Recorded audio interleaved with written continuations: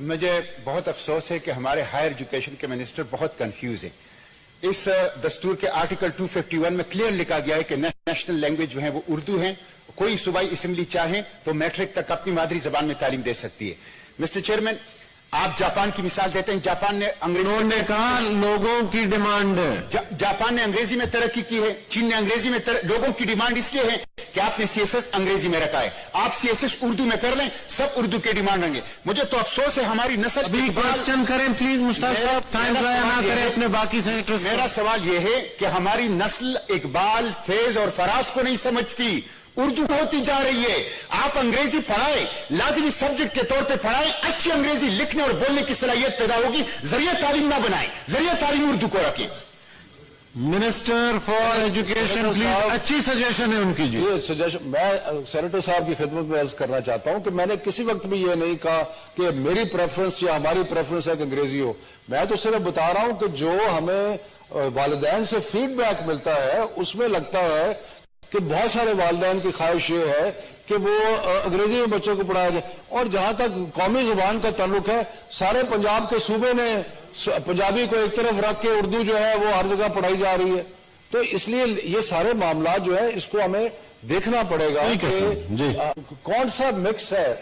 اگر آپ نے ہائر ایجوکیشن مثال کے طور پہ، کیونکہ یہ اچھی بات ہے، ڈسکشن ہو رہی ہے اس ایشو کے اوپر، کہ مثال کے طور پہ اگر آپ نے سائنس فزکس پڑھ رہے ہیں اور اگر آپ نے ہائر کلاسز میں جا کے فزکس جو ہے اس کو انگریزی میں پڑھنا ہے، تو کیا یہ ضروری ہے کہ پہلے اردو میں فزکس پڑھا؟ یہ سوچنا پڑے گا. ان سارے کوسچنز کو آنسر کرنا پڑے گا. میتھمیٹکس ہے، ریاضی کو پہلے اردو میں پڑھائیں بعد میں انگریزی.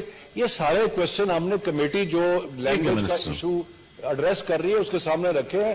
جو وہ مشورہ ہمیں دیں گے انشاءاللہ. سینیٹر مشتاق احمد صاحب. جی نہیں، لیکن یہ تو اب کمیٹی کو چلا گیا نا، وہاں ڈسکس ہوئی. جی question number 281.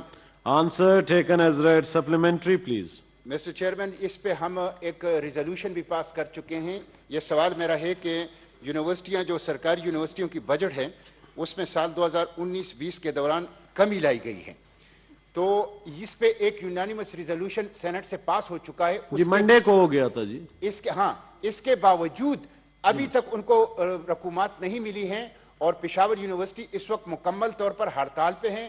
Quaid Azam university 70 crore کے خسارے میں، پشاور یونیورسٹی 60 کروڑ کے خسارے میں، اور پوری پاکستان کی پبلک سیکٹر یونیورسٹی مالی بحران کا شکار ہیں.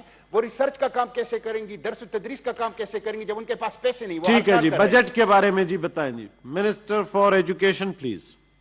جی چیئرمین صاحب، اس میں جو فیکٹس دیے گئے ہیں اس کو تھوڑا سا ایکسپلین کرنے کی ضرورت ہے. جی جہاں تک تو ریکرنگ سائیڈ ہے یعنی کہ نان ڈیولپمنٹ سائیڈ ہے، وہاں پر تو بات درست ہے کہ 65 ارب جو تھا وہ اس سے پچھلے سال دیا گیا، اور اس دفعہ اس کو سارے کیونکہ کٹ آئے تو ان کو بھی 59 پہ لے آئے گئے.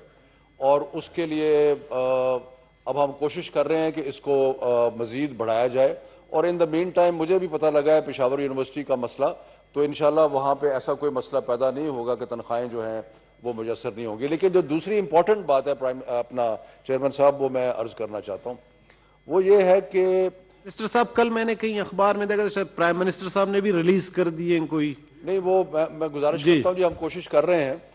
جو ہے نا ڈیولپمنٹ سائیڈ کے اندر بڑا ضروری ہے کہ اس چیز کو سمجھنا کہ ایلوکیشن کیا ہے اور ریلیز کتنی ہوئی ہے. ایلوکیشن آپ جتنی مرضی کر دیں، ایلوکیشن 30 ارب کر دیں، 50 ارب کر دیں، اصل چیز تو یہ ہے کہ ریلیز کتنا ہوا. پچھلے سال جو ہماری حکومت سے پہلے ایلوکیشن تھی 30 ارب کی، ریلیز ہوا 18 ارب.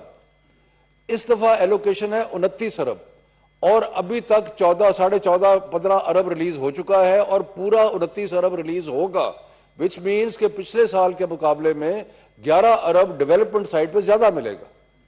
شکریہ مسٹر چیئرمین. یہ بہت اہم مسئلہ ہے. اگر ہم اپنے پاکستان کے مستقبل کو بچانا ہے تو ہمیں یہ کام کرنا ہوگا. میرا سوال یہ ہے کہ یکساں نظام تعلیم سے مراد یہ ہے ایک زبان، ایک نصاب، ایک نظام امتحان.